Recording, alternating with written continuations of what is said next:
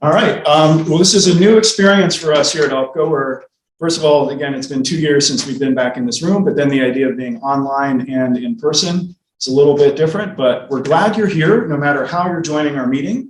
ELPCO is the East Liberty Park Community Organization.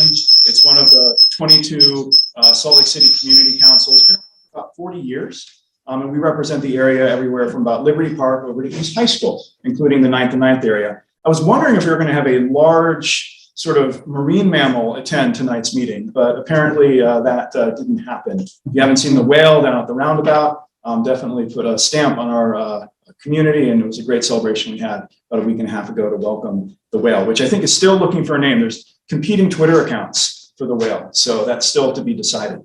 As I mentioned, we've got a great agenda, and we'll march right through it. We normally start off with Salt Lake City Police, and we have Detective Fallows here as our Liberty Division liaison. So he's online, so I'm going to go sit down and make him the presenter.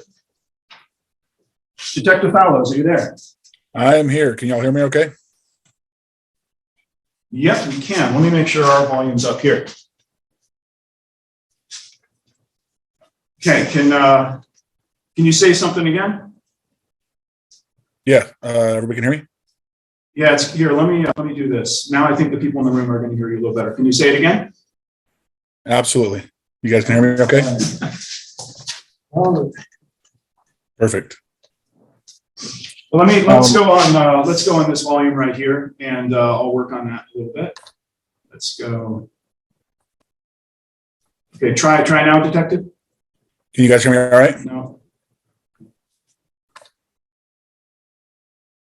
Normally we should be able to speak there. Say it again now. Can y'all hear me okay? Well, I'll pump up the volume here and we'll try our best before we fix that. Okay. Go ahead, Detective. All righty. I'm going to throw my information and a few links in the chat for those that are online and anybody there that can access it and see it later maybe. Just some helpful links that I like to put in each of my community council meetings that I go to. And with it getting warmer, which means more and more people out, things like that. If y'all can download the Salt Lake City mobile app for me and report any issues with trash or camps popping up or things like that that we need to be aware of, you can use that app to do that. So that's a super help for us if everybody can do that. Closer to the microphone. Is there a way you could speak up a little, Detective Fallows, or in the room here, my original speaker system isn't working, so we're on a backup system. Yeah, I can talk. Is that any better? Yeah, a little better. Okay, great. Thanks for that. Yeah. Go ahead and put up the offenses there if you would. Yeah, sure. So we've got our East Liberty Park Community Crime Report. Let me load that up.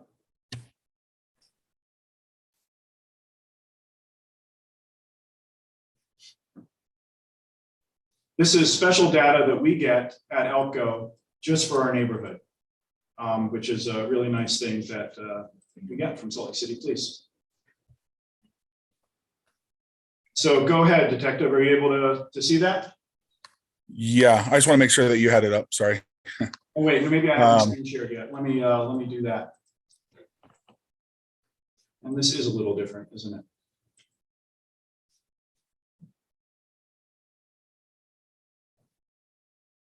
There, can you see it now, Detective? Yep, I certainly can. Great. Perfect. Okay, so on the first page are the top 15 reported offenses for March. You can see, like, from last year, some of the things are going up, like reportable accidents and the non-reportable accidents, some of the theft-related calls. But this one is more just like the top 15. But go ahead and go to the next slide, please. I got to do it on another one here.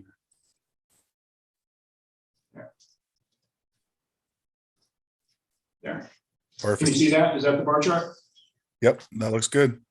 So these are the top 6 reported offenses for March. Your top was the reportable accidents. That's likely just going to go up when there's more when it gets warmer, more people are out and about. So that is pretty normal across the city for that number to go up a little bit. The non-reportable accidents, same thing, which is our top two. The third offense was larceny from yards. So again, that's people stealing things like either from your porch. It's most likely either package thefts or people just taking things from like your front yard, something like that. So just make sure that we're turning on our lights at night, to the outdoor lights of our homes, things like that. That helps mitigate those things. It doesn't stop it, but it certainly can help mitigate it. And then any kind of video, like a Ring doorbell, something like that, that can also help in our investigation quite a bit. It's a good little investment. It's not too expensive. And that helps with that. Simple assaults are going up. I think that's just, again, due to like the weather's getting better and more people are out. One that's going down, which is awesome, from last month is the motor vehicle thefts, or excuse me, the larcenies from motor vehicles. So vehicle burglaries. That went down significantly from last month. So that's awesome. I think last month we were at 15. So that's really good. Again, just a reminder, make sure we're locking up our cars, taking anything out that is of value. And we can also see that the illegal use of credit cards went down, and that's pretty common when the motor vehicle prowls go down. Generally, those go down as well, because that's generally where people get credit cards from, is they steal from there and then go out and use it. We can go to the next slide. So this is just a graph that kind of shows over the last year and a half-ish, or over the last year of how things have gone up and down. So again, we can see that the larcenies went down significantly, which is really good. And then go ahead and hit that last slide for me. Sure. We just wanted to focus on property theft because that's something we get a lot of questions about. And so I was looking at what is happening with all of the larceny and property issues. You can see that it tends to be fairly consistent, except that motor vehicles, what we call car prowls, has gone down significantly in the past month or two. And as you can see, it tends to fluctuate on about a 4-month schedule, up and down. So, but it's moving in the right direction, at least now. Absolutely. And that is really good, because everywhere, a lot of other places across the city, it's going up, the vehicle prowls and stuff. So that is really good that that's going down for us. So hopefully it keeps that. We do expect it, as it gets busier, things are going to climb a little bit throughout the summer. So that's pretty normal when that happens. But as you can see, just from the past year, but so those are like the top 5, top 6 crimes in the area. Like I said, I put some links in the chat there for everybody. Does anybody have any questions for me? Any concerns they want to bring up, or anything they want me to try and answer for them? Any questions for Detective Fallows? The one thing I've seen, Detective, is that traffic accidents take up a lot of our crime, both reported and non-reported. And I know there's been some articles recently about people speeding over 100 miles an hour, pedestrian and bicycle fatalities with cars. There's definitely been an uptick in that. And it kind of is a good reminder that our cars are sometimes more dangerous than we think. And when we think about, crime and the impacts they have on people. So that's just something to consider. Yeah, absolutely. Yeah. And I mean, as the summer hits, we're going to have a lot more pedestrians out, especially in your neighborhood. A lot of people like to go out. I mean, it's Salt Lake in general, people love to get out and walk around. But yeah, your neighborhood has a lot of people. It's right by the Liberty Park area and all that. So definitely, like you said, be watching out for those kinds of issues with our vehicles, things like that. So if anybody has any questions. Any other questions? No. Okay. All right. And I realize that we actually skipped over the fire department. And I apologize for that. Salt Lake City Fire, I hope next time my house catches on fire, you don't skip over me. But please come up. We have Salt Lake City Fire from station number 5 right on 9th South. You don't mind just standing right there? And we'll make sure and the mic is right there. Okay. No worries if your house lights on fire. So, good evening. I'm Captain Anthony Burton with Station 5, which is just up the street by our new art feature, the whale with no name. First off, I just want to tell this community, thank you for your support for the fire department and listening to us and your engagement. That means a lot for us. We see an active community that is preparing and listens to the things we ask you to do when there's an emergency, whether that's a road closure, whatever, and we appreciate it. So thank you for that. Really only have three things to cover tonight. To piggyback on what the detective mentioned, it is warmer. Weather's getting better. We're seeing a lot more activity. So we have had some increase in crime, but we've also got a lot more bicyclists, pedestrians, children. So we just ask everybody to be cognizant while you travel through the area, especially in the morning hours when we have that bright sunlight and kids are going to school. So just slow down, be a little bit more safe. Maybe stay off of turning the radio on and our phones, especially while we're commuting, because we've got a lot of traffic. The other thing is today was the Utah Great Shakeout event. That was the earthquake drill. I don't know, did anybody in here take part of that in your workplace? How did it go? It went well. Okay. Well, I didn't have it on the Okay. So it's just a good reminder. A little over 2 years ago, we had an event. We got lucky during that event. So it's another good reminder to prepare. We now have a website that you can go to here within Salt Lake City. It's bereadyslc.com. That's our emergency management's webpage. They can walk you through what used to be a 72-hour kit. Is now they're recommending a 96, and just different ways to prepare. So we just ask people to look at that. The third thing I have, it's pretty quick, is that we have the marathon this weekend. So just be aware that we're going to have some road closures. So your commute's going to be a little bit disrupted. That affects us a little bit as we commute to emergencies. So occasionally we'll take some different routes and we'll go down some streets that we don't typically travel. So if you hear lights and sirens kind of going through your area, that's probably just rerouting past that traffic. Just be aware of that event. Is there any questions? Let's start with the virtual folks to see if anybody types in. If they have any questions for the department or that I can forward up. Yeah, any questions for Salt Lake City Fire? Let me check the chat real quick. Doesn't look like any of it. It's really great if you were to put your questions in the chat. That's an easy way for us to do it. I'm not quite sure how the audio is going to work coming from virtual land. I don't see any right now. But with the marathon, the Station 5 is right on 9 South, right? So you guys are right by the route. It goes down 11th East, I think. Right? Yeah, we get sandwiched and usually typically it runs kind of along 8th, and that changes each year. But yeah, we are affected by it. Luckily, the race coordinators and our local law enforcement has been so good for us in years past. And as they see us coming to emergencies, they open up gates. They'll even stop the runners, which I know it's super important for them to get their times, but we get across pretty quickly. So, any questions from the crowd here? Could you repeat the 96-hour kit resource? Yeah, so it's be ready, BE, ready, SLC.com. Awesome. Yeah. Okay. That's all I have. Thank you. Let's get that in the chat. Great. All right. Well, thank you, Station 5. We appreciate you guys coming up here and being with us. It's nice to see you in person as well after a long absence. You guys can get around the whale, right? With our fire rigs, they can take that roundabout. We can. When it was first designed, I don't know if they can work, but when it was first designed, we had some difficulties there. We gave that feedback back to the client.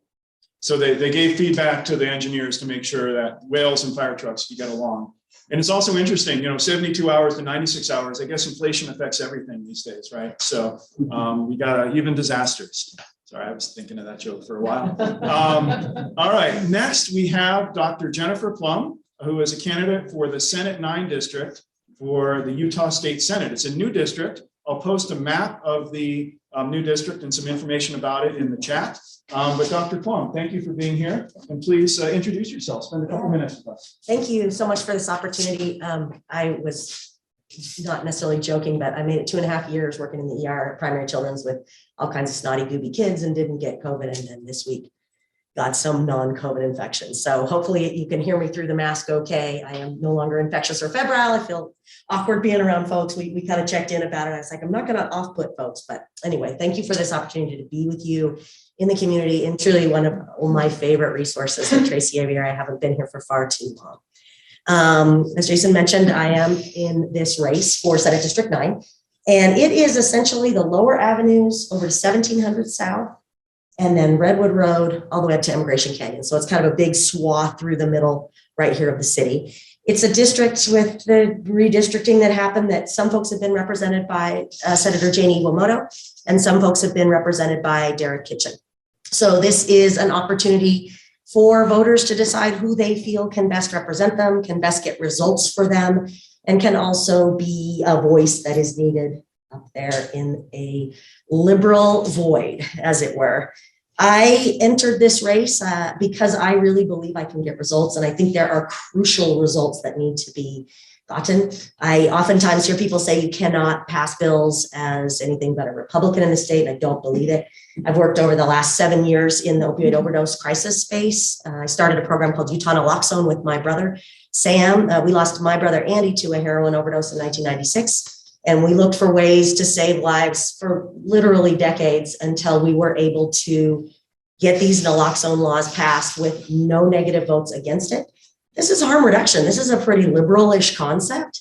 And if you bring concepts to people in ways that actually show where our similarities and where we actually care about the same things are, instead of bickering and batting heads, you can get good work done. I was able to work on legislation to get syringe exchange legalized in Utah. We had tried for 20 years and we got it through with only one vote against it. I've worked on our opioid overdose fatality review board bills, on drug endangered kid bills, and most recently, and possibly even closer to my heart these last couple of years, fighting against the anti-transgender sports participation bills. I am very passionate about that space. One, being a pediatrician and knowing that engagement and belonging and feeling valued by your communities is what keeps our kids going. I also have a transgender daughter, and so watching what was happening up there was not okay for me. I believe in showing up. I believe in getting results and not stopping until you do. And I also don't believe in making excuses. I don't think that it's ever okay for our representatives to say, well, you can't pass a bill if. There's always a way. Find a way. Our folks and our kids especially are depending on us. So here we are in a primary election. June 28th is when that election is coming up. I was able to get the Salt Lake County win from the Democratic voters, or Democratic delegates, excuse me. Also got signatures, as did Derek Kitchen in this race, so we will both be on the ballot. I am looking forward to engaging with as many people as possible, answering as many questions, easy and hard ones, as possible, and also hopefully working together to do better by our city, to do better by our residents, to do better by our state, our education system, our environment, our healthcare. It's all too important to give up. We really need to get results. So that's me in a nutshell-ish. Any questions, thoughts? Any questions for Dr. Plum? Brainstorms? Yeah. I guess I have a question. How many times do you think you've done the Utah naloxone demonstration? Oh my word. Honestly, we used to keep track, and we were up at about, you mean where we actually did the training? Yeah. Which, by the way, we have a free training. We do them at least twice a month. It's a virtual training. We'll mail kits to anyone who participates. Our next upcoming one is Monday. We just do it on Zoom, teach you how, send it to your house.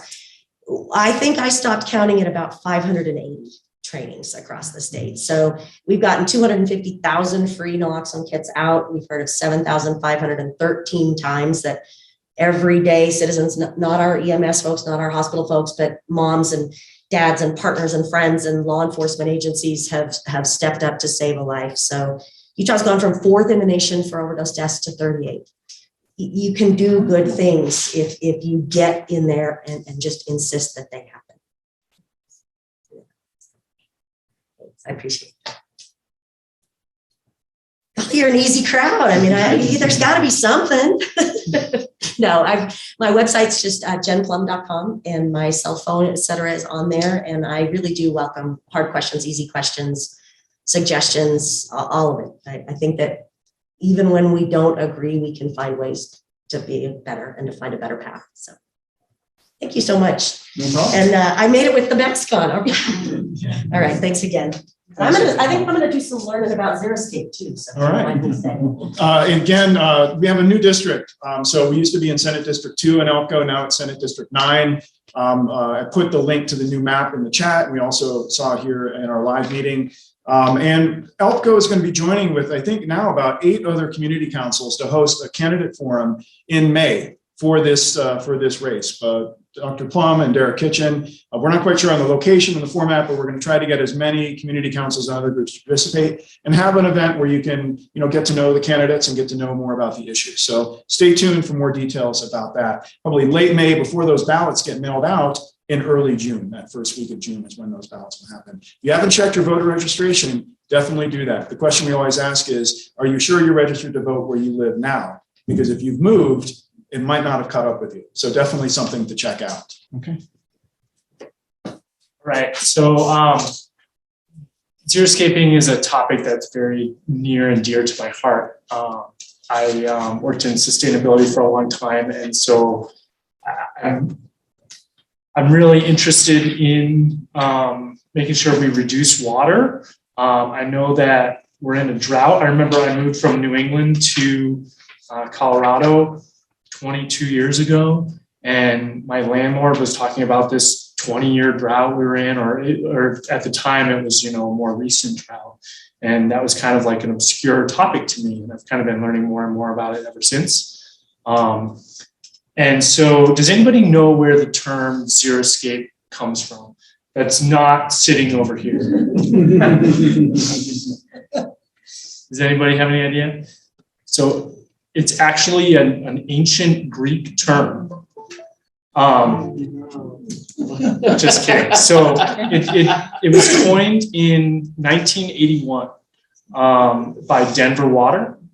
And it comes from the word for dry, the Greek word for dry, zera or zero or whatever it is. Zeri. So this is why I have experts.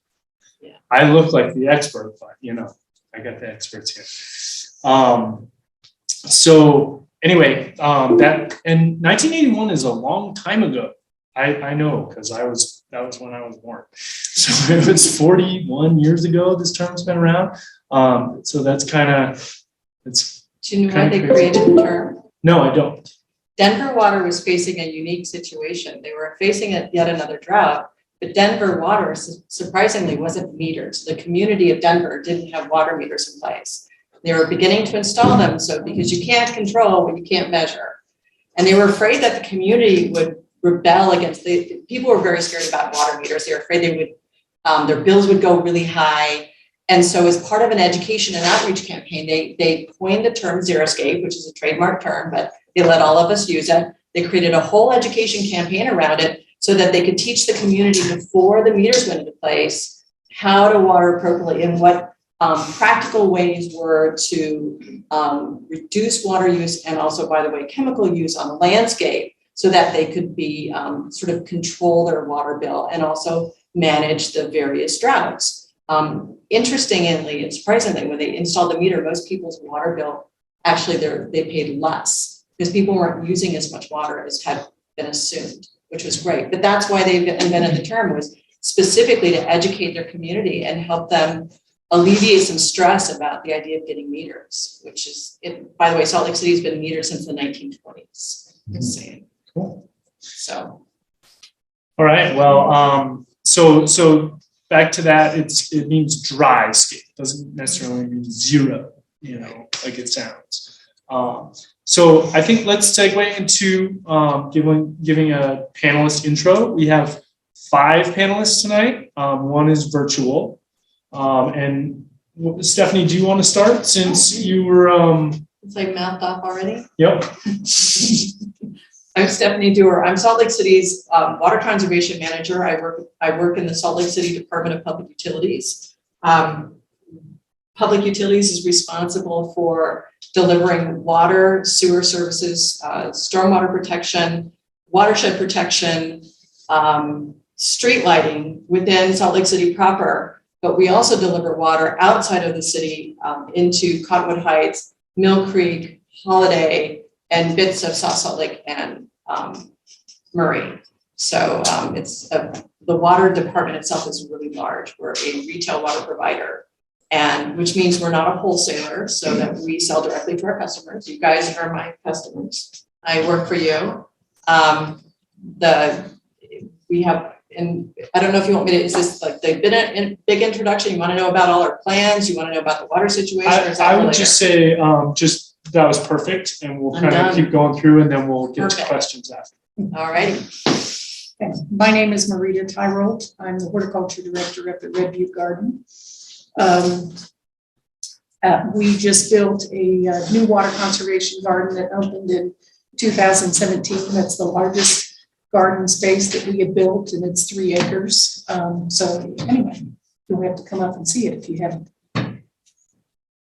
I am Andrea Washburn. I'm not a landscape architect. I'm a landscape contractor, and I own Andrea Washburn Landscaping. I've been doing, I started quite a long time ago, but xeriscaping is sort of a newer concept, so for Salt Lake City anyway. So I've been doing it probably the last 10 years. When I worked with another landscaper who taught me a lot of the stuff, he didn't do any of that. So I kind of gotten into it on my own. Andrea, do you mind speaking up a little bit next time? That's all right. Just I'll do my best. gotta I have do a pretty the quiet speech voice. and debate voice. Okay. Yes. Thank you. I'm Jenna Pike. I live in the neighborhood up the street from Mike on Bryan Avenue. And I have a yard that I've evolved over the 10 years that I've lived in the house to use less water by mostly self-taught xeriscaping methods. And I appreciate Jenna being gracious about it. I approached some of my friends and I was like, I don't have anybody who's local resident. I'm just gonna go look at people's yards and see who it looks cool. And they were like, you gotta talk to Jenna. So she graciously accepted. So we have one other panelist. We'll let him kind of intro himself through the video, I think is probably the best way to do it. He's virtual tonight. So do you want to just go straight into the video now? Let's give that a shot. If that's all right. Yeah.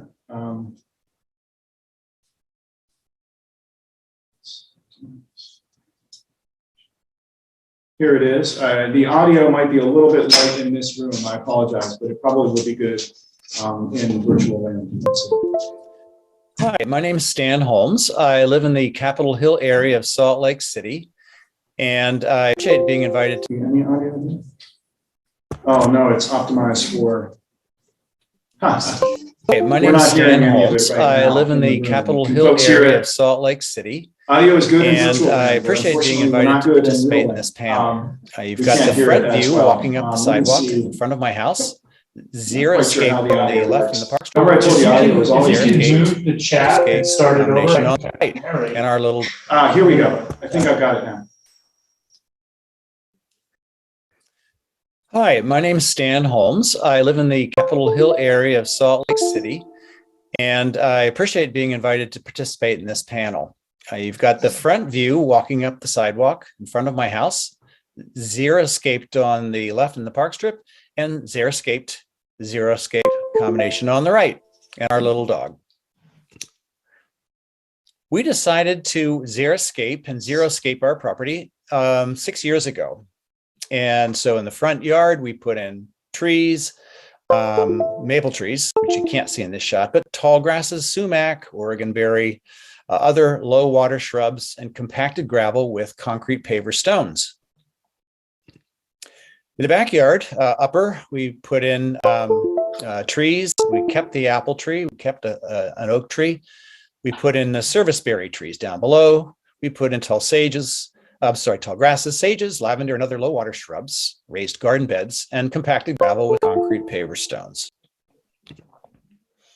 The reasons we invested in xeriscaping, environmental, to conserve water, especially during the current drought, to reduce fossil fuel use from gas in our lawnmower, to reduce pollution, and that would be air pollution and noise pollution, A lot of people don't recognize or realize that when we're talking water conservation, we're also talking reducing air pollution, PM 2.5 and ozone.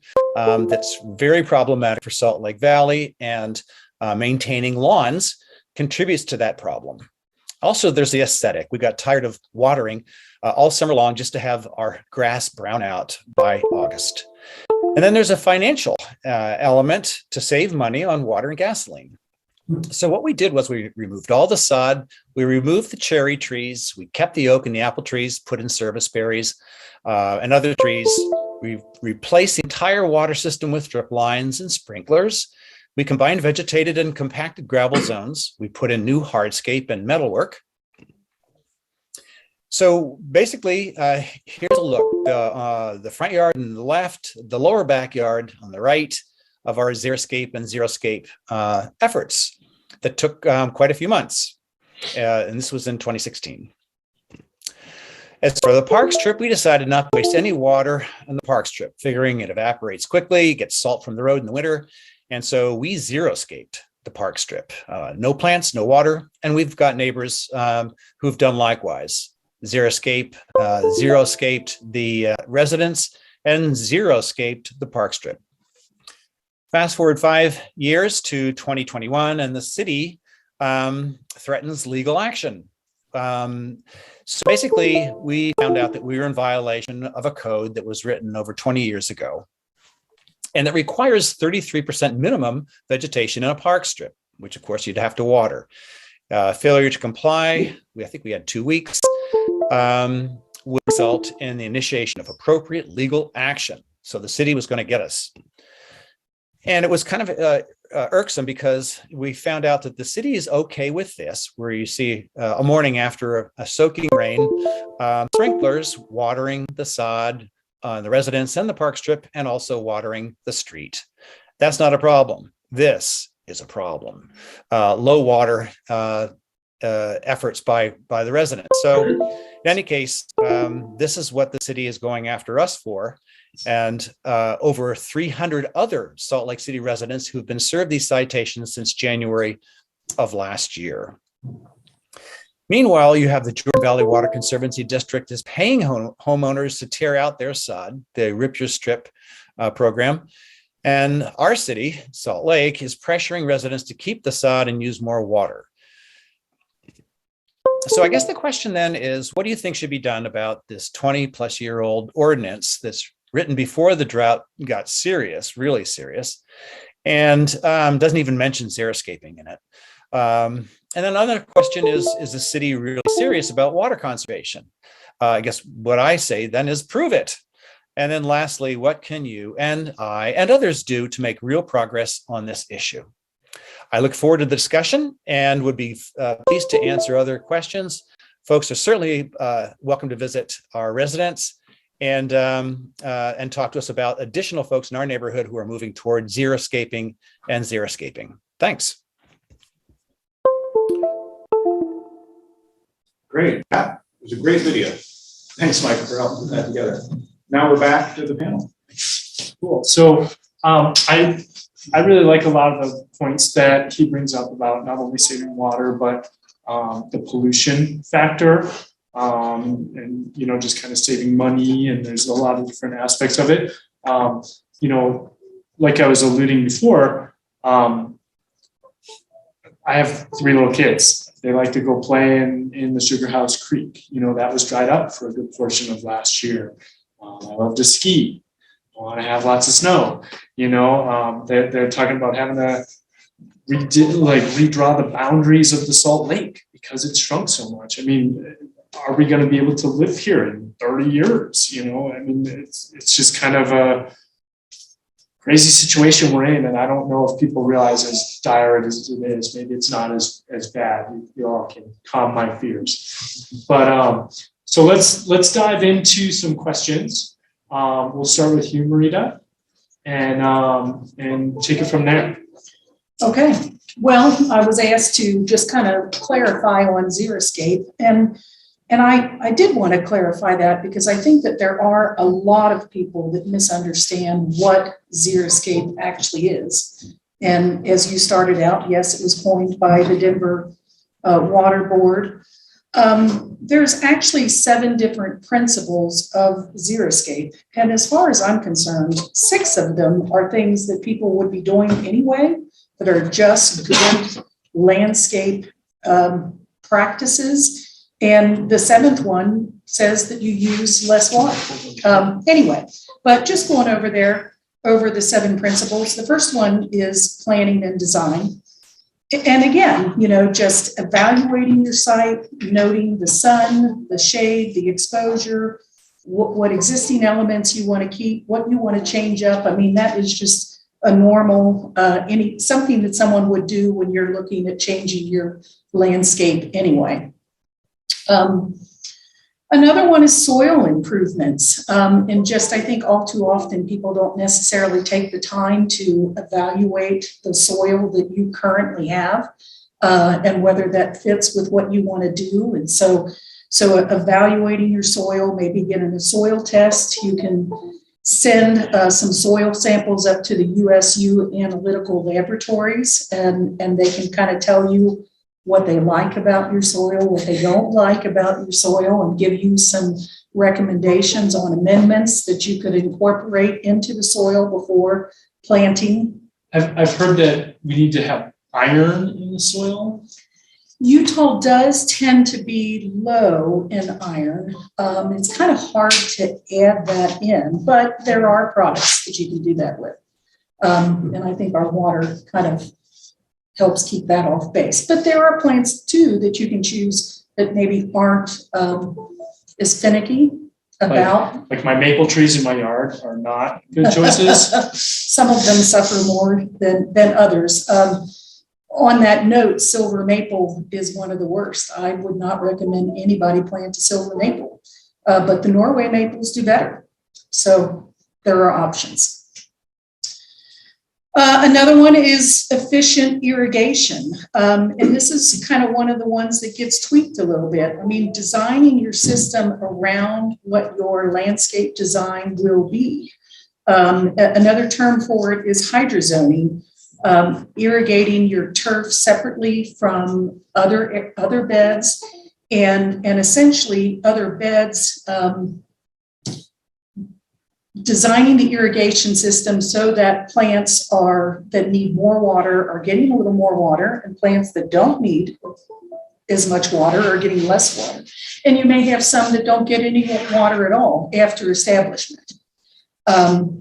There's also other efficient ways of watering, watering in the night, during the night, in the evenings or in the morning, so that you don't get as much evaporation. You don't really want to use sprinklers that create a really fine mist because a lot of that dissipates. And so if you do use sprinklers, then you want something that has a larger droplet size that's not going to be blown off course. But there are also micro sprays, drip and bubblers. And so there's options that people can use depending on what they want to do.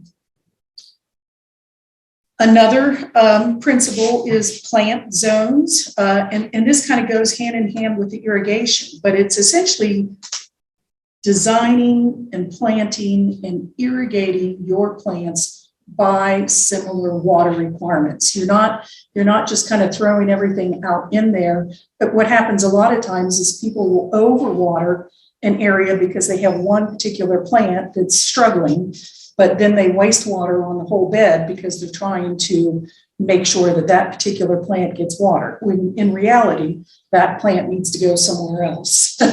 Anyway, design and irrigate and plant your plants according to their water requirements. Another principle is mulches. And mulches do a lot. They'll lower your soil temperature. They'll reduce weeds. And if you use an organic product, then it can improve or add organic matter back into your soil. You don't have to use an organic product. And sometimes if you're using plants that are xeric, literally, they don't necessarily like the moisture kept near their crown. And so you can get some dieback So that's when you might have some gravel or small rocks or something that works as a good mulch in that case. What about that rubber mulch? I can't say that I prefer. The issue with some of the rubber mulches is they're made from recycled tires, which on the surface sounds like a good idea, but think about what is in a tire. So many tires have metal components. All of that's ground up. The metal particulate and dust from the metal become volatilized and also airborne. And it's also sort of permanent and it's not disposable. The nice thing about, say, mulch or even gravel is that with mulch, it breaks down in time and adds into the soil. Rubber is just going to heat the soil more, so it doesn't support your soil health. Which you talk about, we're landscaping in part because we want to make our patch of the earth better. Then adding something like manufactured rubber product or plastic may not be the best idea. We may want to rethink that. Sorry for jumping. No, thank you. Two more principles. One is turf alternatives, which one could just be using less area, adding a deck, building a patio, or turning it into landscape beds, but less area, or using a different type of grass. I was going to say turf type tall fescue. There's buffalo grass and blue grama. You can also use other products, like maybe there's some really drought tolerant sedges out there or something else. Stephanie was talking about a crested wheatgrass blend, which is doing remarkably well at the golf courses. And it doesn't need mowing, along with no mowing. So I'm excited about trying that myself. And then maintenance. A lot of people, I think, thinks that if you do a xeriscape, that it will be less maintenance. I really can't say that that's the truth. I mean, I think a garden needs maintenance and really, and perhaps sometimes maybe a xeriscape garden needs more maintenance, especially if you've got drip, because it's just that there isn't a garden that once you plant it, it's perfect. And that you always have to go back and there's this plant you decided to change out or, for whatever reason, or you're going at weeds and you're doing these other things. And the things is that your drip system gets nicked and you're having to dig that up and repair it. And if you don't notice it, then you've lost plants. So if anything, I think it takes a little bit more maintenance, but it's worth it. So anyway, those are the 7 principles of xeriscape. So are there any kind of misconceptions other than the term xeriscape? I mean, I guess you kind of already answered that with the maintenance. I think the biggest misconception is that xeric in and of itself does mean that you don't water it after establishment. But yet that's not what xeriscape means. And xeriscaping is more about good landscaping principles.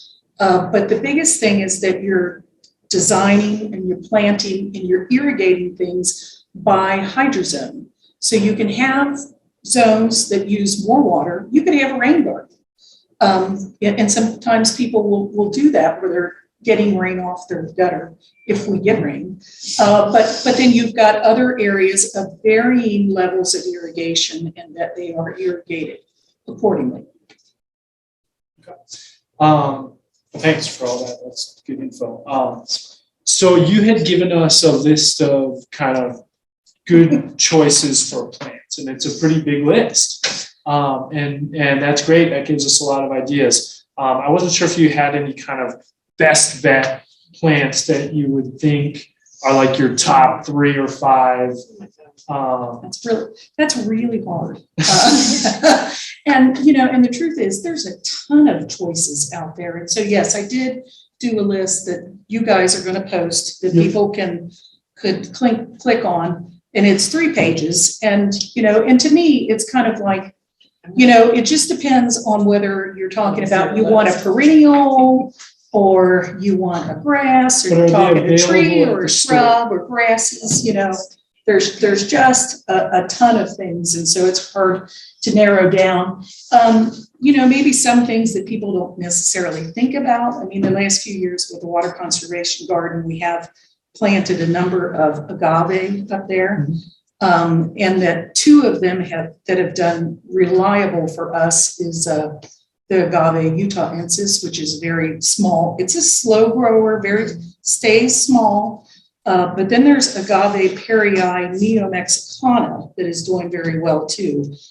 Just the straight agave perii is marginal for us. It seems like it'll do well for a couple years and then we'll get a really cold winter and it'll knock it back. But the subspecies neo-mexicana is flying through with great colors. Lead plants, I think, is something people don't use a lot. Amorpha, canescens is a little bit bigger and Amorpha nana is smaller. They're both just absolutely gorgeous. I love lambs. Well, Lamb's ear is another one. there's a website that has, in fact, I got some from another neighbor. All of mine came from across the street.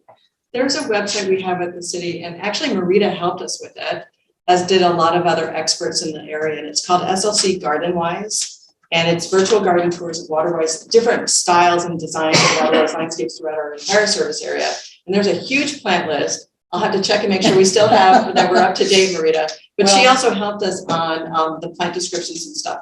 So the plant descriptions in there are all local descriptions. So it's how the plant would grow here. And a lot of the ones she's got on her list we have in there, and you can search for them and see photos. And I can go buy a lot of these at Home Depot or Mill Creek Gardens, or where do I get? I think you need to go to Mill Creek Gardens or some other garden center like that, just for a better. Progressive Plants has a good. Okay. There's a lot more small nurseries around. There's great mail order, but I think as consumers, we have an opportunity here to drive demand. I mean, the problem with the big box stores, I mean, I think they mean well, but frequently their purchasing lists come out of centralized locations. And so they're not necessarily the best plants for our area. But as for instance, when I first came here over 20 years ago as a landscaper, I saw a lot of opportunity, and you could only buy 2 or 3 ornamental grasses in this valley. And there are now hundreds of varieties available. And it's because we taught people about ornamental grasses, and people started wanting different grasses, and consumer demand moved that marketplace. So I think as consumers, we have a real power here to change what our landscape looks like in terms of encouraging and buying from local growers who are going to be risky and bring in something really fun, and not just go to the big box stores because they're going to be more risk averse. So as consumers, we have a role in this. Well, and as Red Butte Garden, we have felt that it is our responsibility to help drive the market. We're not, we want to be looking at what does well here and encourage people to use it, and we hope that that does drive the market. And we do have our plant sale coming up May 6th and 7th, and I'm sorry, I'm honest, as far as water-wise and native plants go, I don't think you can find a better selection in one place. That's May 6th and 7th? I would agree with May that. 6th and 7th. I really wish that there were more producers in Utah that grew native and water-wise plants, but unfortunately, there just isn't. And some of the really good ones in the last handful of years have retired. And so if anything, it's gotten worse. So that's a good time to move on, I think, to Andrea. Oh, I was just gonna add that Deseret Perennial Gardens, they grow all of their plants here, and Brad is really knowledgeable. So if someone's wanting to do their own yard, it's a really inexpensive place, and he's super knowledgeable, and all of the plants have actually been grown. Deseret, what was it? Perennial Gardens, it's on, they just moved to Gladiola Street. That's the They're one that in used to with be up by the Woodscapes. landfill. Yeah, it's Yeah. Woodscapes. It's like moving a garden store. So you can actually get your mulch and your plants and some rocks there, and their prices are good. Also Growing Empire on 7th East. Okay. And it's Oh, on yeah, Empire that's there too. Street or Avenue, and it's somewhere between 33rd and 39th. And Helen also grows all of, she starts her own plugs. She brings in plants in plug form and grows them in her soil, which is our soil. And she's like a propagation savant. I mean, she has cool, fun stuff. Yeah. All right, so Andrea, as a landscape designer and installation contractor, When when I come to you and say, I want to convert my whole yard to xeriscape or portion or what, like, where do you kind of start? Where do you? Well, I start by assessing the space and asking people, what is it that you want to do in your space? Because you don't want to just tear everything up and put rocks in, or, you want to use it as a functional space. And when people have kids, it goes into the other question, if you have kids and dogs, and, you want to design the space around the use of the space. So it's okay, like she was saying, to leave, a small area of grass or put a grass alternative in, and then design around it. The key is to design the irrigation so that you're irrigating the lawn in a way that it's not running down the street. And I would say absolutely tear all lawn out of park strips. There's no efficient way to irrigate those. So at the very least, people should all tear the park strips out. That's like the number one thing. But, it's music to Stan's ears. Yeah, no, it's absolutely a waste of water, and there's no efficient way to irrigate it. So, but, I start from that, asking the questions, what are you going to use the space for? Mm-hmm. And then, if you're going to have a lot of parties, do you want a patio? Do you want a deck? What do you want to do? So when we talk about the functional aspect of the space, what are some kind of pointers you can give people to make those spaces functional? Well, pathways, patios. You want things. At least when I try to design things, I like to flow. I like things to flow in a nice way. I don't like a lot of jaggedy corners, and that that makes watering. I don't like a lot of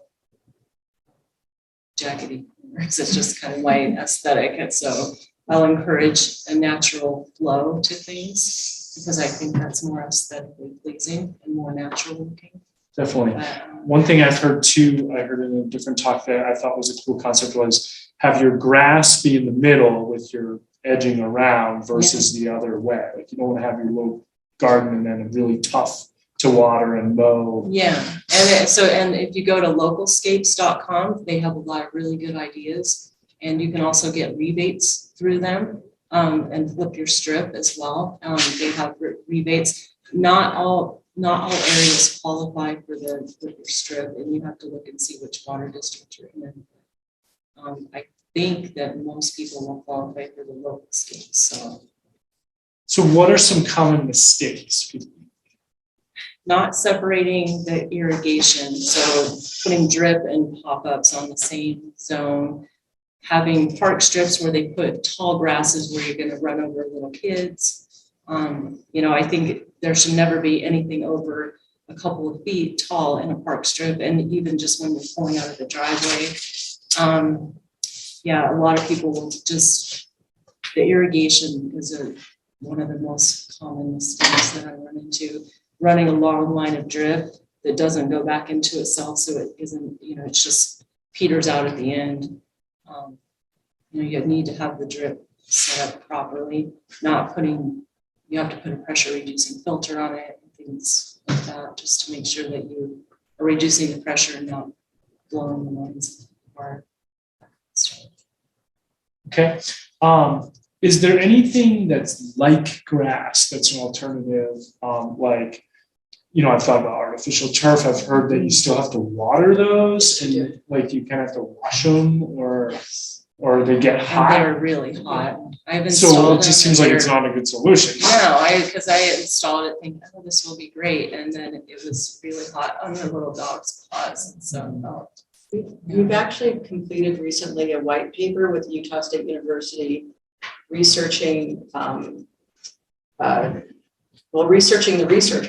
studying the research around artificial turf. And, there's a lot of information out there and a lot of misconceptions about it. I would say if you're looking at it, it's an alternative to concrete. It's not an alternative to a landscape. Interesting. But there are, she mentioned some of them, buffalo grass. There's a no-mow grass. There's a dog tough grass. There's a whole bunch of them. And what about High Country Gardens has come out with a whole bunch of different, what's that? Well, isn't there like clover? Yeah, there's I feel like clovers, actually, clover works well with grass. Yeah. They're symbiotic. So grass is a really high nitrogen feeding plant, and clover puts nitrogen back in the soil. So if you have one or the other, eventually they peter out. But when you blend them together, when the grass starts depleting the nitrogen naturally in the soil, it thins out, the clover actually gets stronger and builds up. Then over time, it puts a lot of nitrogen back in the soil, it kind of thins out, the grass comes back in. So they live really well together and they create a really healthy biome. I think in terms of landscape, especially with lawns, I think something we miss as a huge misconception is that it is one lawn. Like any community, any culture, it's healthier when it's diverse. So if you have multiple kinds of grasses together or grass and ground cover and different things, it doesn't have to be just one plant. When you introduce a lot of different things into your lawn, you can have a really healthy lawn that has much less water need, much less chemical need, supports healthy soil biomes, supports pollinators. The lawn isn't the culprit here. It's the lawn we choose, our relationship to it, and how we water it. And it's important to deep water too. So if you do have a lawn, I mean, last year I have a little patch of lawn and I watered once a week in a deep water, 30 minutes for a spray head, and my lawn never got brown. So. And that's on that Denver water rules. I have, you can pull it up if you want. But that was something I learned. You might want to look at Seawell instead. It's more local than Denver. Okay. So Center for Water Efficient Landscaping at USU, and they'll have lawn irrigation information. It's the same research based, but Denver's 1,000 feet higher. Yep. And it makes a difference. So Seawell, which is cwel.usu.edu, has great information about all kinds of landscape stuff, but particularly lawn water. Sorry to interrupt. No. Since Jason was looking it up, Seawell might be a better source. And you can actually get tests. They'll come out and do a water cup test to see if you're watering your lawn efficiently as well. Because some of the things I've heard are, like you said, do a deep water. And do it less days per week. Mow it higher. Yeah. So like what does that mean? Like 3 inches? I usually set like 3 or 4. So is that like setting 3 or 4? So what's that translate to my mower? Is that like the Highest highest setting? It's like the high middle. Okay. And I leave the clippings on the grass? Yeah. Okay. And then I've heard about this like kind of like run through your zones. Don't do it for 30 minutes straight because it might like all run off. So you could do 10 minutes and then switch to the next zone and then circle back and you get your 30 minutes deep water in a few cycles. And it's worth mentioning the timer too. If you get an automatic timer like a Ratio or one of the programmable timers, they will automatically do a rain skip and the smart timers. And I've also heard watering in the morning when there's less wind. And then also if you do it at evening, you have potential for mold. So, well, we're really arid here. So the likelihood of you getting mold on your lawn is pretty slim. Really, so Paul Johnson up at USU did a study, and what they suspect is most grass molds here or funguses are actually caused through the transportation of. So if you have a lawn care company and they come in, they pick it up from someone and they have a dirty lawnmower, which sounds pretty filthy, and they carry that disease to the next lawn. So if your lawn care company isn't cleaning their mower between, that's really why you get it. So it's more, funguses don't occur naturally here because we're really arid. So if you're overwatering or you're not mindful in keeping your lawnmower clean, you can get funguses. And then the other principle you mentioned, that turning it on and off, that's called cycle soak. Okay, yeah, that's right. And is especially important if you're on a slope. And if when you have dry soil, because our soil is drying out with the drought, right? Yeah. Well, clay soils stop absorbing moisture after about 8 or so minutes. The platelets swell. So cycle soak gives an opportunity for water from a sprinkler, which puts out water really fast, it breaks the surface tension, gets the soil wet, and it moves on to the next zone, and then it waters again. So water has a chance to start percolating through the soil profile. So you get more water actually in the soil, and you can water less because you're not getting the runoff. Michael, we had a water question come in from the online chat. Can I interject that now? Please. And it's a little more general, but I think it might be something that would help people with decisions. And that is, what kind of water savings can we expect from xeriscaping versus the contractor standard of putting in bluegrass, which is, like, I guess, what builders do. So, and let's say someone does like their front lawn and maybe their park strip in a typical Salt Lake City yard. And is that possible to gauge, or are there too many variables? And I guess the question I would have actually, looks like we could have an answer, like, can you talk about water? Can you talk about money as well, like your water bill?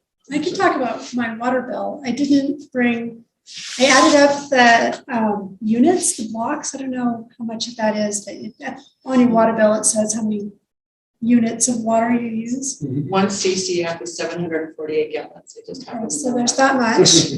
I added that up for July, August, and September. I was interested after I was invited to do this, how my water usage had changed. And I bought my house in 2013 and kept all the settings, I think, when I moved in, that were probably set by the family who wanted a beautiful lawn to sell their house. It worked.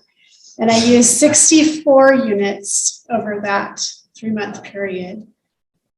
And then by 2021, I'd taken out all the lawn except for the front park strip and the side little, like, I don't know, 7 foot wide all the way back.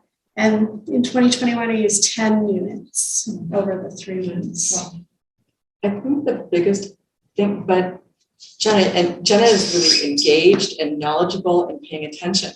Any landscape can be overwatered. And I think that's the important thing for, like, I would imagine also for Andrea's clients. She could put in a really great, well-designed xeriscape, but a custom person, we could still overwater it. So I think the most important factor in whether or not you save water in your landscape is how you water your landscape.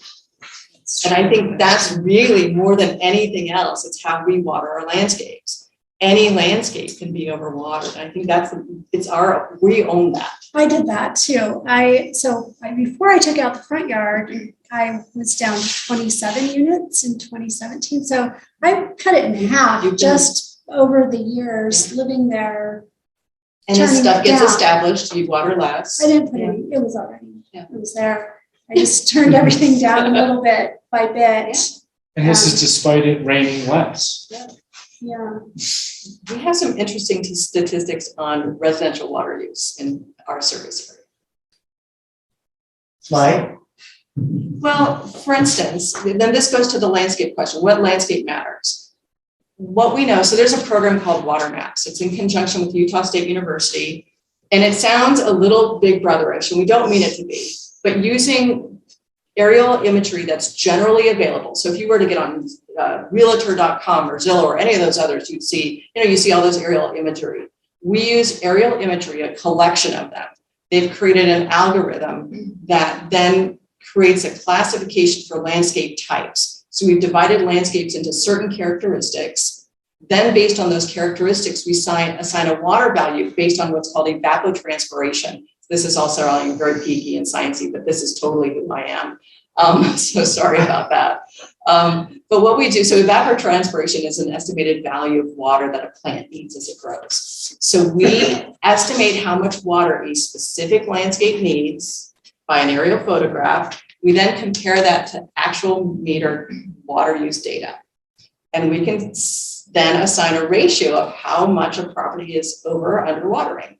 We're working on finalizing some of what the report looks like. We're hoping that by early summer, if not soon, it probably won't be sooner because it's already the end of May or April, that we'll be able to send out to every single household within our service area this water report. And what we know from doing this analysis over our service area is, on the good news, if we think of the ratio to water need to water use, it's roughly, like, we look at it as a percentage of how much people over or under water. Most people are overwatering, 64% or so, maybe between 40 and 50% more than they need to. So actually, we have a capacity to conserve water in our landscape without changing a single thing in our landscape. And I think that's the important thing. You don't have to buy anything. You don't have to rip anything out. You just have to be smarter about how we're watering. So I think that's a really important lesson. Now, we could do even more by getting rid of grass in dumb areas or picking smarter grasses or, fixing our drip systems. But if we just were more attentive about how we water our landscapes and our public landscapes, we would go a long way to being very sustainable.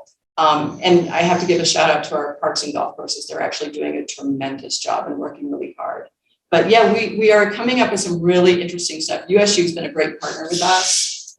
So yeah, I think I think Jenna's like the example, like she moved into this landscape, and over time, and just better management has reduced the water footprint without really changing a lot.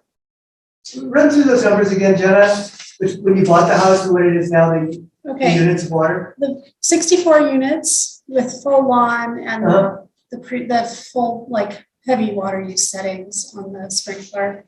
And then before I changed anything really, down to about 30. So you cut it in half. I cut it in half by watering just less. Being smarter about how you want. And then, by, listening to, hearing about overwatering and time of day and length of duration of watering. And then after taking out both front yard and backyard grass, last year and establishing the plants a bit, it was 10 last year. Also, I quit watering, I just really did not water the grass at all. Yeah. And it'll come back. Yeah, I wasn't sure what to do over there, so I just gave up on it. Good job. All right, so I don't know how we're doing on time, Jason. Good, yeah. There's a Okay, question. so Yeah, I have a question about parking strips. And years ago when, now I want to make it clear, I am totally out of compliance in my yard. I mean, just don't tell us where you live. seriously, Yeah, don't tell me what you know. you'll know. I don't. She lives down my street. But anyway, when they did all that road work on 9th South years ago, they put in nice grass, sod, trees. If you go down 9th South now, it's a mess. So I'm thinking, is that part of the contract that they put out when they do road work in the city? Do they make it a part of the contract to plant trees and sod because it's not cared for? And if you go down 9th South. Yeah. Well, I'm talking part of 9th South, 7th East up to the whale, kind of. Is that part of the contract when they issue a contract? I know, so I'm wondering, are they gonna do that again and trees have died? No, the specifics. Would you? I Specifics of the landscape plan. I don't know, but what I do know is, for instance, on 3rd West, where they've done all the street work, Yeah, they're putting in rain gardens and they're designing catchments so that water from the street flows into these garden spaces so that it also filters the stormwater. So I know the city's working really hard towards improving it's called green infrastructure. And I know so that's where you build street design to help manage and accommodate things like stormwater and such like that in a smarter, sensible way. I think. Yeah, and they're doing it here now too, and they're working. The dilemma we have is, a rain garden is easy to plant in Portland where you have rain. Yeah. When we do something that is a catchment that's going to collect water and then plants, we have long stretches of time where there's not going to be water going into that. So how do we pick the right plants that can survive periodic inundation and flooding, but then really dry spells? And we're working really hard on it. We're trialing out different kinds of plants. We're really focusing on things like daylilies and certain ornamental grasses. So the plant palette's going to be pretty small for these spaces. The trees have all died, Yeah. and they weren't maintained, Yeah. and the That trees is- are yes. important because They they are. provide the shade, and then I feel like my yard, the areas that get a lot of shade, the grass lives, and the areas that don't. well, next time you go down 9th South, parking strips are very wide, Yeah. and they're not maintained, they're just And I don't know the answer to fine weed now. Yeah. I don't know the answer to that, because that's not, I hate to say that's not the part of my job. But I've written it down and I'll help find an answer too. I mean, I'm happy to help find an answer. But I think this is also important about park strips, is when we talk about not watering them. When you have trees in your park strip, you need to water your park strip. And I think there are better ways, like drip, emitter hoses. There's drip systems called inline emitters that can water narrow spaces fairly efficiently. But we need to be mindful of protecting our urban forest, which is it habitates the park strip. And so not watering it also then leads to urban health decline, increases in heat island effect, which will then add to other issues with water because of heating and cooling needs. Well, what I've decided to do is I'm not putting water on the turf. I don't have any. You don't have it yet. I'm planting food. Well, I should say my neighbor is. I think it's great. I have a sharecropper. So I do want to move us along just so we can get to Jenna here. So thank you We've for got a couple more questions from online when you're ready. Okay. Jenna, I did want to ask about your experience with doing this yourself, because I've done some things myself, and there's some things I feel like I need a contractor for, but I don't know how expensive it is. I don't know if I want to spend the money on it. And so what was your experience? Tell us what you did, why you did what you did, how much it cost. Okay, well, I first was admiring all of the native plants and yards that looked really good, and I tried a few things out in small areas. And then I decided I kind of resented the fact that I had this whole outdoor space that I was supposed to take care of as a homeowner, and I wanted to do as little as possible. So I didn't want to spend very much money. So I just put down cardboard and then covered my yard with mulch. And it worked really good, pretty well. So that cost about, I would say, $500 to do the front yard, to buy all of the mulch and the plants that I put in. And some plants didn't work and had to rearrange them. So factoring for today's pricing, that's 3 times as much? Probably. Yeah, well, I don't know how much the mulches cost, I can't remember. Anyway, so that's what I did, the bare minimum, and the weeds come up, but I feel like it isn't getting rid of the work. Like there's no work-free yard, but I don't mind sitting there and pulling weeds out. That is a work that I would rather do than mowing. I don't like. And lawn care, I don't like. I really hated all of the morning glories that would come out of my yard. So I thought, then they still come out. They have roots that go straight to hell. And so then in the backyard, I think we're actually going to find that the earth is not a molten core, it's concrete. Backyard's bigger, and I also have an aging sprinkler system that didn't get to the back half of my backyard, so that part always looked like crap. I got a trampoline, and my kids didn't care about the yard, the grass anymore, and they got bigger, so I didn't have to be on the ground all the time. So I covered the whole backyard with paper base, and then rented this device that is like a big roller that packs it down. So I really did a very minimal work on it, and it's fine. It really does not look like shit. It's really like people come over and they say, "Oh, this is not a bad yard. It's good enough." And the edge looks really nice. That part has all these rocks that I like, and I also brought in a lot of rocks that I had a friend who had a pile of rocks in his yard and wanted to make his. I just didn't want it, so I have a kind of a hodgepodge rock pile, and the paper-based situation cost more because there was a lot of rocks that I brought in, but I overestimated the rocks, so I would say it's maybe $1,500 that I spent on the rocking of the backyard, and there's so much extra that I'm not going to need the edging rocks, but I think I do need to repaint the base because it wasn't quite.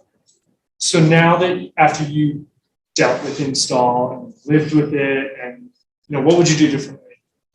I would put more cardboard. There were areas where I didn't put enough cardboard in those. I can really see the weeds coming through. Also, I went kind of sunflower crazy. And last year, my yard had too many sunflowers. Like, it was really out of control. So I learned from my mistake, and every day I pull out a few sunflower self-starters. And also, I guess I thought that stuff would just grow if I liked it and put it in the spot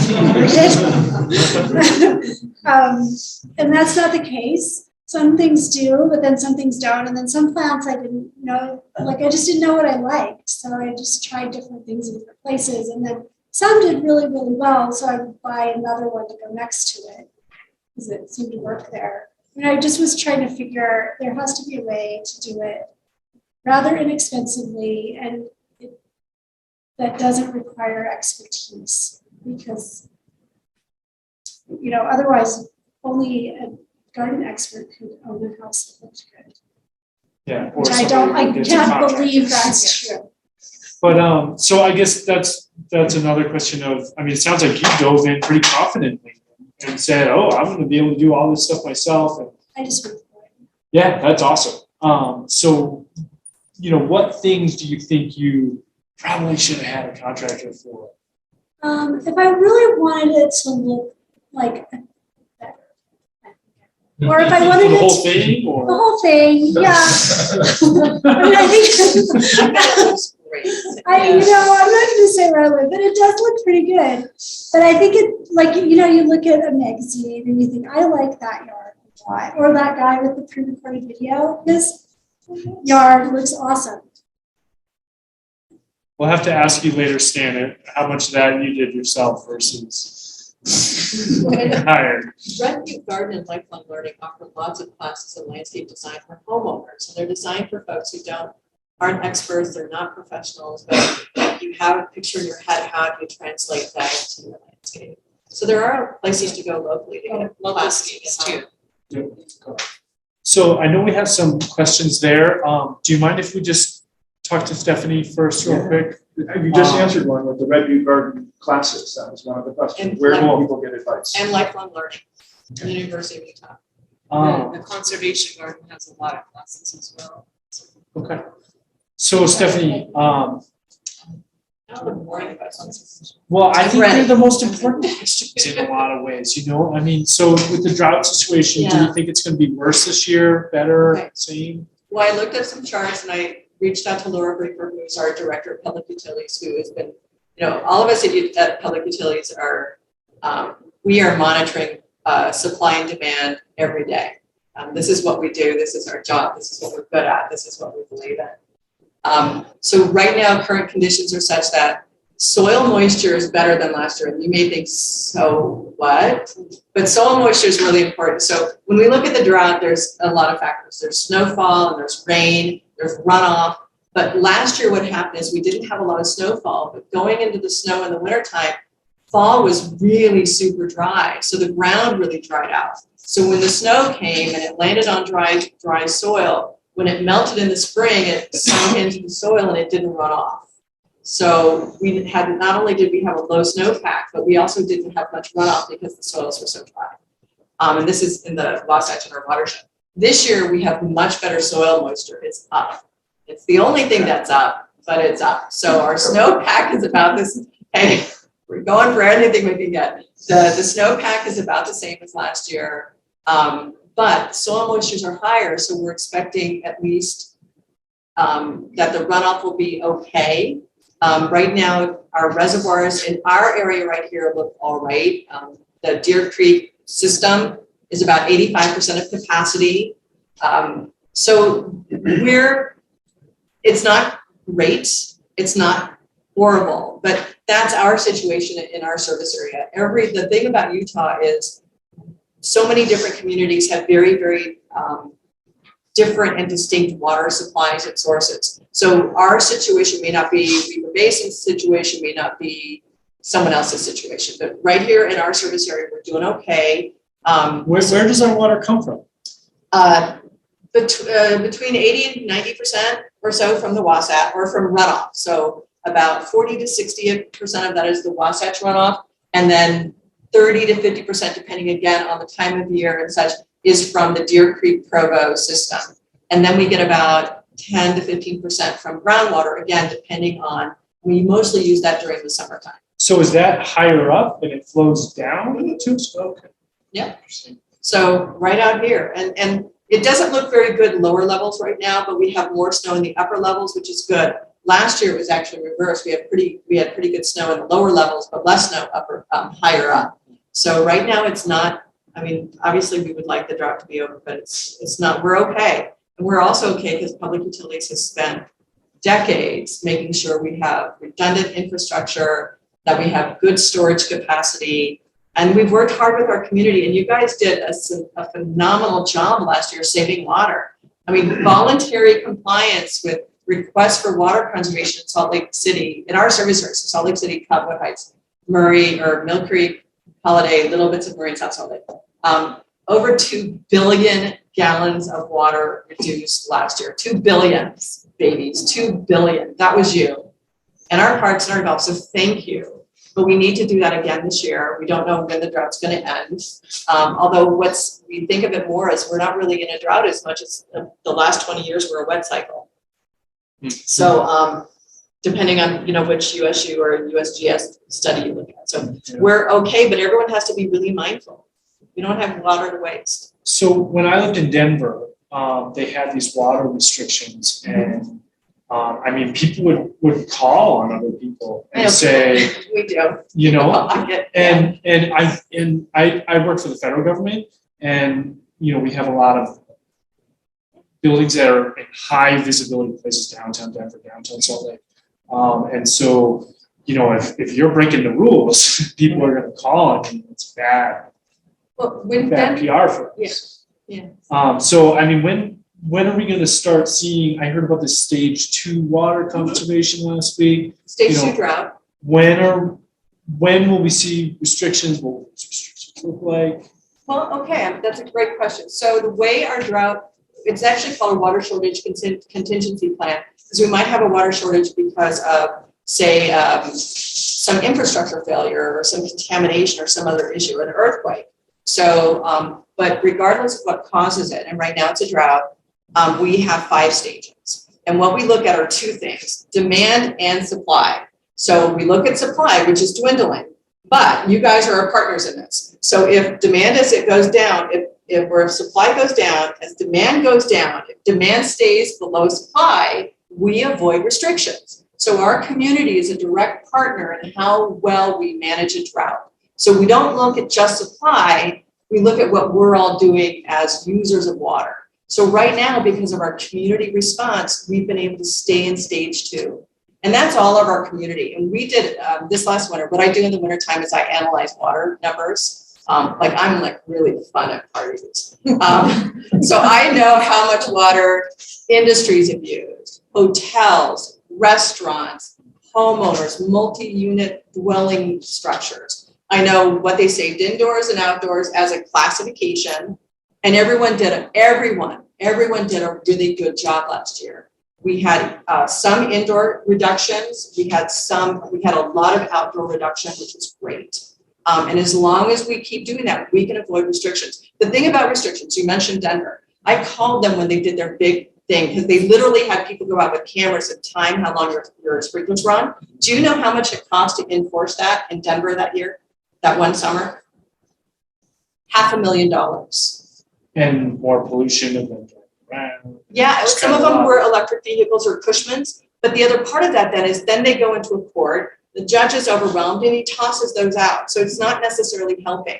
The other thing about restrictions, when you have day of the week restrictions, like if you only allow people to water 1 day a week, that's helpful. If you say you can only water, say, every other day, what you get is people water banking. So, or they water hoard, like they think, oh, I can't water for 2 days. I'm really scared my yard will go dry. I'm going to water anyway because it's my day. So that's not necessarily, it doesn't necessarily save water. People think it sounds good, but if you do the actual math, which is what I do, I'm a part of a national group of water conservation, other geeks like me. water conservation managers, and we analyze data. That's what we do. We're so fun. We think we're fun. But what we know collectively is some of these things work, and they work in certain ways. Sometimes they don't. So if we do and we could get to restrictions on how often you can water, but that's farther down. That's a farther stage.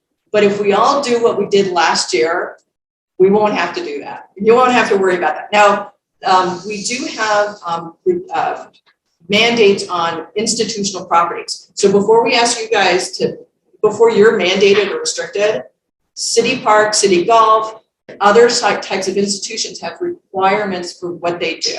So they have to stay within their budget. They have windows of when they can water. They have other things they have to do, and they did a great job last year. Like our parks and golf reduced water nearly, it's like 20 some odd percent, 25%. They did a stellar job. Homeowners did a great job. Businesses did a great job.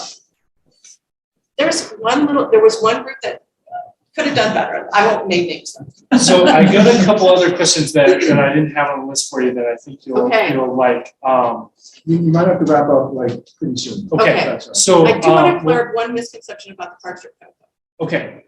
Would you want to tell us that? No, you asked me your question. Well, how are we going to enact real change? I mean, I think we're enacting real change. But is it through social pressure? Is it through code changes? Is it through, how are we doing? If they're honestly, so I've been in this gig for now, I'm coming on my 21st year. So I started this when I was 12.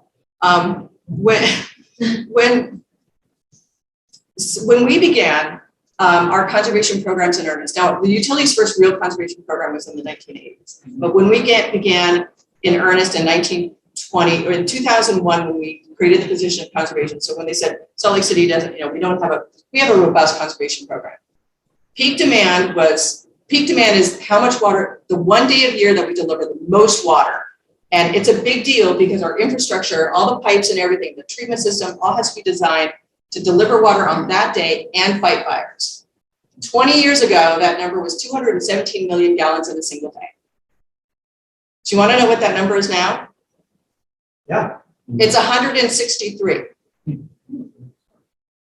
That's sustained, dependable reduction in peak demand.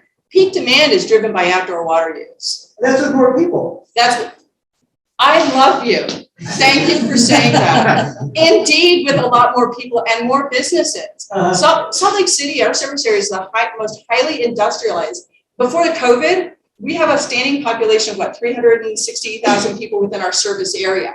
Every single day, 150,000 people came into our service area to go to work or to go to school. So we grew by almost 50% every single day in terms of commuters coming in and using our water. And yet over that time, we reduced our peak demand by 30%. We've reduced our daily water use, our annual water use by 22%.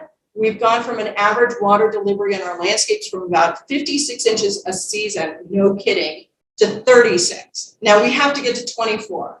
That's part of our conservation plan. That's how we make it sustainable. But that is change.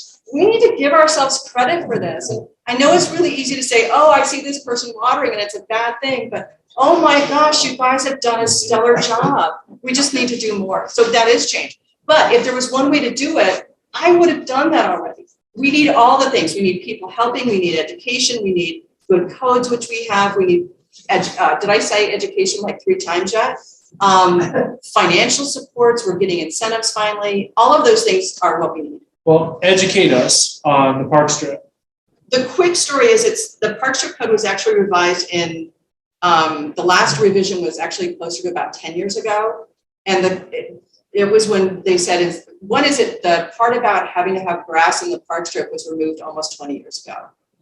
The part about only needing a third of it planted was about 12 or so years ago. And the idea there is, again, there's a lot of competing interests with these landscape codes. It's not just about water use, it's about walkability, urban forest health, public safety in terms of visibility, even, community aesthetics, stormwater quality. So the planning department has a real challenge in balancing all these competing interests, and everyone's interest thinks they're the most important interest to find a compromise. So requiring that 1/3 of the area be planted was a compromise. I think it's a pretty fair one. There's a lot of stuff. These folks can tell you all kinds of stuff that can go in that park strip. You don't have to water once it's established. I have a grass you could put in your park strip that you don't have to water once it's established. Rats. So it really, the trick is just, the right plant, right place, do the right thing, be smart about it. It's really simple, totally simple. Question. 50 years ago, there was a drought in California, and they had this slogan, if it's yellow, it's mellow. If it's brown, flush it down. I was there. I haven't heard that. That was me, no. Does that make any sense? Not anymore, because back then plumbing fixtures had higher volume. Now with low volume toilets, that could actually be a problem because the tanks are much smaller, they're pushing less water through. So there's actually a study going on, no kidding, right now on the impact of low flush toilets and the inclination of people to flush less often on movement through sewer systems. So unless you have an old toilet tank that is like a 6 gallon capacity, don't do that, because your toilet is designed to only hold a gallon, like anywhere from 0.8 to 1.2 gallons of water. I told you I was a geek. It's totally true. So yeah, that used to be the case, but not anymore. Okay, good. We're building smaller toilets. Thank you. Maybe one wrap-up question, if you could, that would be resources that people could seek out to investigate xeriscaping. There were a bunch of questions like that. If you've been looking at the questions, why don't you throw one of those out? Yeah, but just maybe march down the panel, like people could just ask, give the best resource they can provide for our audience. Or your number one tip, or I'm going to give you a couple resources. we only want to give us one. Stephanie mentioned before that the USU Extension Seawell. So they have a great list on water-wise plants. They're yeah. cwel.usu.edu. Okay. So that one's a great one. There is a website that's just www.plantnative.org that has a list of native plants. Is a good one. I also like Plant Select. That's a collaboration between Colorado State University and Denver Botanical Gardens. Okay. But plantselect.org has a lot of plants. High Country Gardens has a number of really great plant ideas too. I tend not to buy from them too often because they're very tiny and they're very expensive, but it's a good place to get an idea and then look for it locally. So that's another idea. All right, who else has ideas? Well, I already said the localscapes.com, flip your strip. There's also Slow the Flow. They have a lot of rebates. Jordan Valley Water Conservancy District has a lot of classes. I took the qual class there, but I think they also have classes for homeowners. And then you can get rebates. If you take the class, you get $1.25 a square foot for your park strip, I believe. And then if you don't take their class and they just come and measure, you get $1 per square foot. So. Cardboard? Also neighbors, I took all of my rounds here from a couple cuttings from my neighbor across the street, and it's grown gangbusters. So I've traded some other plants with people like didn't like something, or who were getting rid of them in their yard. I like that idea because I was just walking around and I was like, do you mind if I was like, how do you get the lambs here to grow so well? And she was like, take it. Yeah. And so I literally walked back and had like a couple grocery bags filled with lambs here. I think gardeners are generous. And then, did you have any other tips besides? Well, I would say I think the utilities have the art conservation page. We also we have links to all these other sites that are being mentioned. The rebates are actually through utahwatersavers.org. But if you go to the utility website is slcgov/utilities/conservation. And we have linked to the Utah Water Savers, to Slow the Flow, to Red Butte, to USU, to the water check program. If you have a lawn and you want to water smarter, then get a free water check and you'll save water. So you can also get a chip drop, and you can also talk to armors if you're trying to get a lot of mulch for really cheap. Really trying to keep it cheap. Several of I think the West Valley waste treatment has a chip drop. So they'll just come and dump a whole bunch of chips. Cool. You know, that's actually a great point. At the garden, we use compost from the landfill, which is, you know, it's a recycled product. Isn't it like dirt cheap too? I thought it was like $25 for a whole. But we use for mulch what they grade as compost because it then degrades faster and helps improve the soil, and we really don't fertilize. Yeah, one of my friends got that last year and he paid like $25 to fill his back of his pickup. It's about a yard, cubic yard. So I think the core advice is just be mindful how we use water, whether it's outdoors or indoors. Don't use it without thought. And we'll all do a good job. We can all have gardens that bring us joy. Well, if I can just say one last thing too, I put together that list of 3 pages of plants, and those are things that are doing well at Red Butte Garden. I'm very confident that they will do well for others, and I hope that people take advantage to look at that list and come on up and visit Red Butte Garden, and you can see them in person and kind of see if that's something that you would like to use. So. And you posted that, right? That's it. It's posted online, and there's actually a QR code over by the door. You can download it on your phone. All right, can we get a hand for the panel here?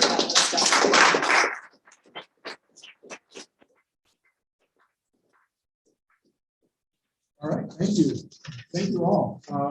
You always come to ELPCO to get a straight through, right? We've got one more quick presentation from Tim Cosgrove from the Salt Lake City Mayor's Office. Tim, if you wouldn't mind coming up, and then we have 2 quick announcements at the end.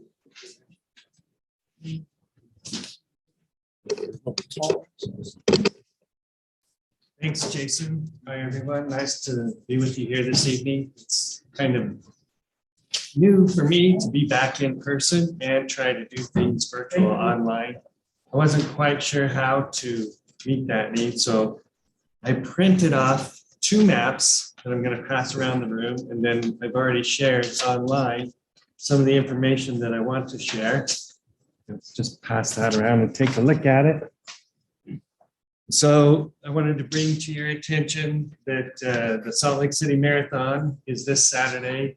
You heard the firefighters talk about, Captain Burton talk about some of the areas, the locations that's going to be hard to get in and out of. Please be patient, take time, plan ahead, prepare, drive carefully, drive slow. We don't want any accidents. The run will start up at University of Utah by the Legacy Olympic Bridge and end up at Library Square downtown. Water conservation, you heard Mayor Aaron Mendenhall and Director Laura Briefer had a press conference on Tuesday talking about the water contingency plan. So Salt Lake City remains at stage 2 out of stage 5. You heard Stephanie Dower talk about that.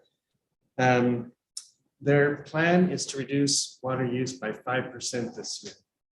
So if you can save, like last year, we started this initiative with the seven gallon challenge. Yeah.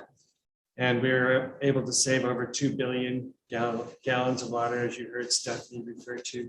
That's Mountain Dell Reservoir 2 times. That's incredible, 2 times. But currently, water use average for households and apartments is 147 gallons of water a day. So if we can conserve from bathing and cooking, laundry, toilets, shaving, to save 7 gallons, the 7 gallon challenge is to save 7 gallons per day. We'll save over 157 million gallons of water this year. And I've already added those links online. Mayor Mendenhall also put up a website, a bookmark page for you to bookmark. Right now, we're in the middle of the budget. The fiscal year 2022, 2023 budget. The mayor will propose her budget on May 3rd. That's coming up Tuesday at 7 p.m. to the city council. Council member Darren Manos here. I know he's very excited to see it. And she's been working with all of the departments and putting that budget together, but she wants to hear from you. So bookmark that. I'll put that link in so you can see the budget, see what you think, add your comments, share your concerns. And then last thing is Salt Lake City Arts Council has asked me to ask you if you're available and interested to volunteer at the Living Traditions Festival this year. It's been off for a couple of years and trying to get things ramped back up. They're looking for volunteers, greeters that can use volunteers to help with the school day project for kids, facilitating kids activities and event setup, cleanup. And I'll put that link in. If there's any questions for me, I'll put my contact information in so you can have my email address, but happy to answer any questions here as well. Any questions for Tim? Thanks for the hybrid, Jason. I feel like a hybrid meeting is like trying to fly a jet airliner on one engine. You get there, but it's a little bit scary. But one quick tip about the marathon, if you have to get across town, taking the highway is actually the best way to do it. So use the 13th East entrance to the highway to get over to State Street or vice versa. I've got to go to the airport Saturday morning and I don't want to be late. So that's what I'm going to do to get around that. So consider using interstates as a way because the runners aren't on the interstates. That's a good trick. Thank you. So yeah, we are almost done with this ELPCO meeting. Just appreciate everyone staying. And of course, our panelists for coming and giving us a lot of information. We recorded the meeting. We'll be able to put this up on the web and distribute it out to a community as well. Just two announcements. Of course, the marathon coming up this Saturday. ELPCO is actually organizing an entertainment and aid station at the 9th South Roundabout by the Whale. So there'll be music, there'll be some food. It'll be a place that you can gather and actually watch the runners go by. They start pretty early, 6 o'clock, 7 o'clock. It's mile marker 7. So people are kind of in there between 7 and 8 o'clock. So if you wanted to come down to that spot, we'll kind of have a little party going on to get the runners some encouragement, including a lot of ELPCO residents and some board members that are going to be running that race. So come out and support our community. The marathon goes right down 11th East, right around the Whale. So that's a good spot to see it. And then just one more reminder that we have the debate for Senate District 9 coming up probably around the end of May with a bunch of other community councils here. So watch our Facebook page and our newsletter for more information about that. And lastly, I wanted to thank Councilmember Darren Mano for being here. Thanks for being here. We know you have a lot of meetings to attend. We appreciate you coming out for ELPCO. Did you have anything you wanted to add or say? Or no, not okay. Specific. I mean, we're finishing our redistricting. So if you have thoughts on, there are 6 maps that we're considering. So if you have thoughts on those, now's the time to get those stuff. As soon as we get the budget, we're going to be 100% budget next month. Gotcha. So maps first and then budget, I guess, right? So yeah, and about that redistricting, that's for Salt Lake City Council districts. Is that right? Okay. The maps I've seen keep District 5 pretty consistent. 2 of them are very different. Well, right. There's a couple. They actually call it like the different map, right? Or something like that. But some of the more mainline ones keep us right around. And of course, we believe 13th East is a really good boundary for ELPCO and for the districts because it's just a much more boundary-like street than 11th East or 9th East. So that's something that we've encouraged the district commission members. So our next meeting, I believe, is May 26th. And we'll have a big presentation about the 11th East reconstruction. There's a lot of cool things from what I've seen from their deck there, the slide deck. A lot of bike lanes and new intersections, crosswalks, making things safer for kids walking to Emerson after that child was hit by a car last year. So we'll look forward to that presentation. It'll be sort of a highlight of our May meeting, as well as probably some other things that we'll cook up between now and then. Thank you again for our panelists. And until May, we're adjourned and we'll be back in hybrid style, presumably, on May 26th. So thank you.